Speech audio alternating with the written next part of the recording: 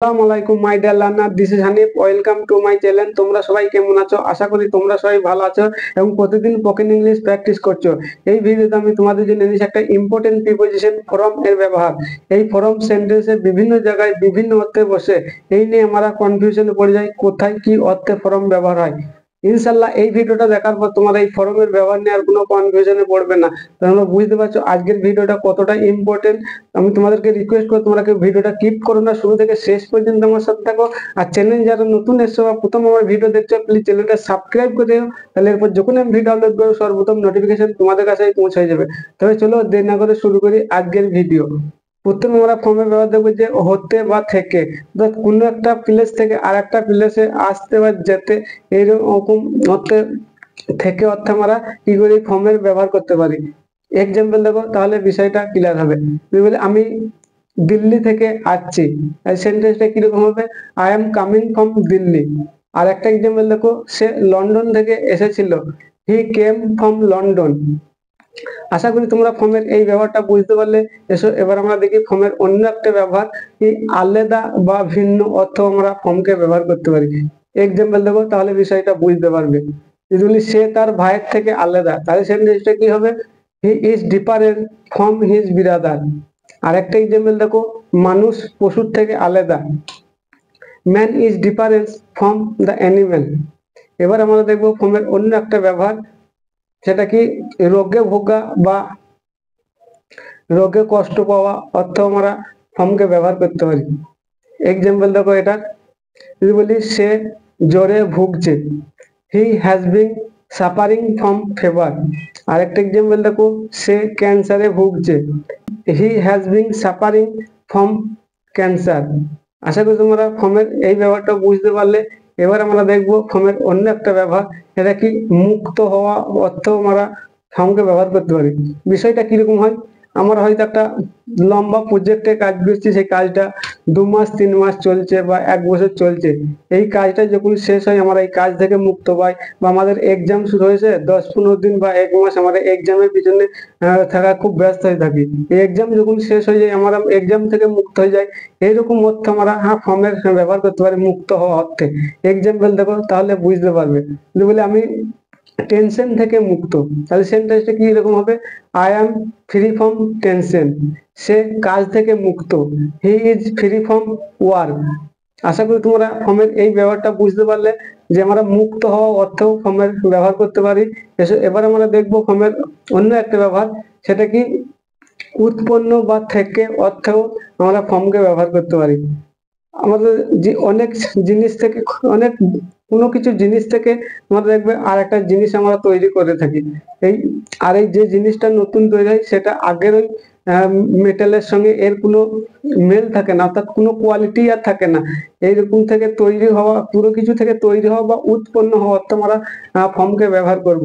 Example দেখো, তাহলে বুঝতে পারবে। যদি বলি দই দুধ থেকে তৈরি, তাহলে সেন্টেন্সটা কিরকম হবে? Curd is made from milk.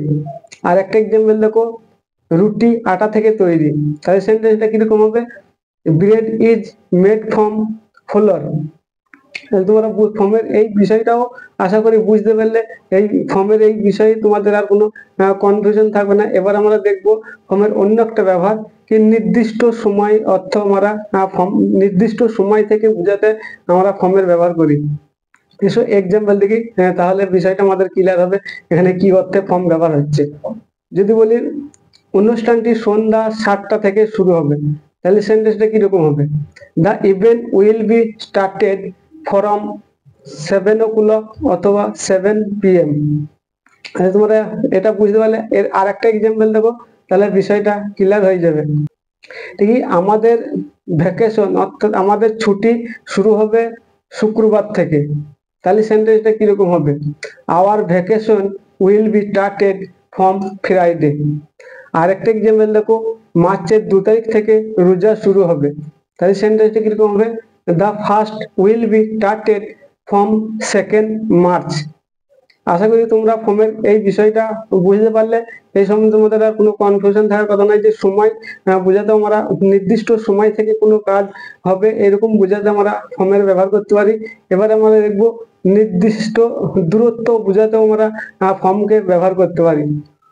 বিষয়টা কিরকম হয়, কোন একটা স্থান বা জায়গা, কোন একটা স্থান থেকে কতটা দূর, বা কোন একটা বস্তু আর একটা বস্তু কত দূর, এই বস্তু থেকে কতটা দূরে অবস্থিত, এরকম ক্ষেত্রে আমরা ফর্মের ব্যবহার করি। এক্সাম্পল দেখো তাহলে বুঝতে পারবে। যদি বলি স্কুলটা আমার বাড়ি থেকে 2 কিলোমিটার দূরে, তাহলে সেন্টেন্সটা কিরকম হবে, the school is 2 kilometre from my house.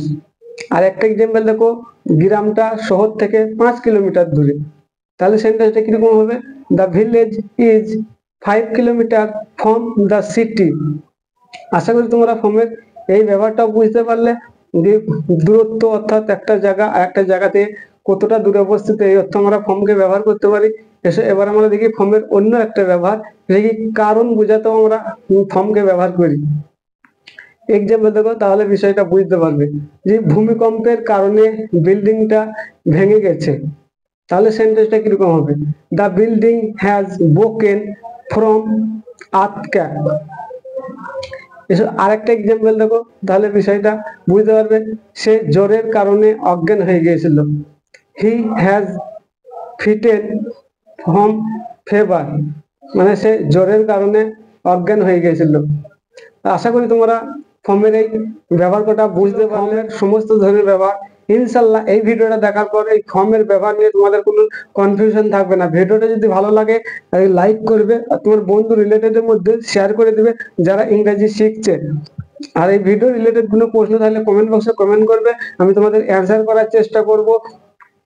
আর চ্যানেলটা সাবস্ক্রাইব করে পাশে থাকা বেল আইকনটি প্রেস করে দিলে, তাহলে এরপর যখন আমি ভিডিও আপলোড করব সর্বপ্রথম নোটিফিকেশন তোমাদের কাছে পৌঁছে যাবে। আর যারা ভিডিওটা ফেসবুক পেজ থেকে দেখছো, প্লিজ ফেসবুক পেজটা ফলো করে দাও, তাহলে পেজে তোমরা সমস্ত ভিডিওগুলো পেয়ে যাবে। This is all about today, I will be back another video. Till then take care, keep learning and keep practicing. Thank you for watching this video. Assalamu alaikum.